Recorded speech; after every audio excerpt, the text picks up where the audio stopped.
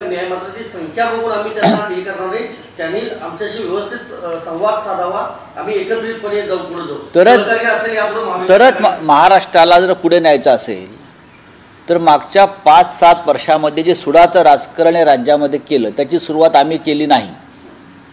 महाराष्ट्रात सुडाचं राजकारण करण्याची सुरुवात ही भारतीय जनता पक्षाकडून झाली. ईडी, CBI, पोलीस यांचा वापर आम्ही कधीच केला नाही. विरोधकांशी आम्ही कायम प्रेमानं वागलो. बाळासाहेब ठाकरे असतील, हिंदुहृदय सम्राट किंवा यशवंतराव चव्हाणांचा वारसा या महाराष्ट्राला लाभलेला आहे. विरोधकांशी कसं वागावं हे आम्हाला चांगलं माहिती आहे. पण ही सुरुवात त्या राज्यामध्ये झाली सुडाच्या राजकारणाची, यंत्रणांचा गैरवापर करून विरोधकांना नामोहरम करण्याची, विरोधकांच्या कुटुंबापर्यंत पोहोचण्याची, त्यांना तुरुंगात सडवण्याची ही परंपरा केंद्रात आणि राज्यामध्ये भारतीय जनता पक्षानं सुरू केली आणि त्यामुळेच अनेक पक्ष फुटले. त्याच दबावापोटी या राज्यातले, महाराष्ट्रातले अनेक महत्त्वाचे पक्ष फुटले आणि फोडण्यात आले.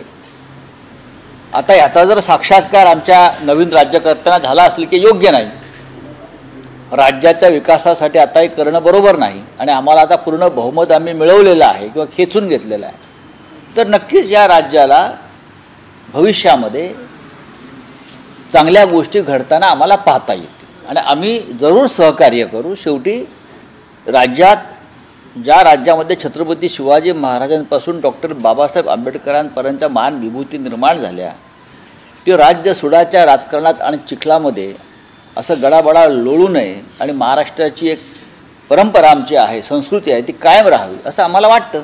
काल तुम्ही विश्वास व्यक्त केला होता एकनाथ शिंदे उपमुख्यमंत्री पदाची शपथ घेतीलच. होय, शेवटी त्यांनी घेतली का? घेतली म्हणून त्यांना घ्यावीच लागली, नाहीतर त्यांच्याशिवाय शपथविधी सोहळा पार पाडण्याची तयारी भाजपनं केली होती. हो, केली होती त्यांच्याशिवाय. माझ्याकडे माहिती आहे, फक्त मी माहितीशिवाय बोलत नाही.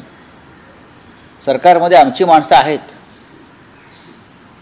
सरकारमध्ये आणि राजकीय त्या वर्तुळामध्ये आमचे इथे चिंतक असतात आणि आहेत, आणि त्यांच्या पक्षातसुद्धा आहेत, त्यांच्या गटातसुद्धा आहेत, आमच्याकडे सगळे असतात. ते पद रिकामं ठेवलं जाणार होतं की दुसऱ्याला दिलं जाणार? नाही, ते मी कसं काय सांगू. पण जर हा अडळतट्टूपणा असाच राहिला असता दाबदबावाचा, तर त्यांच्याशिवाय पुढे जा असं भारतीय जनता पक्षाच्या वरिष्ठांनी खाली कळवलं होतं.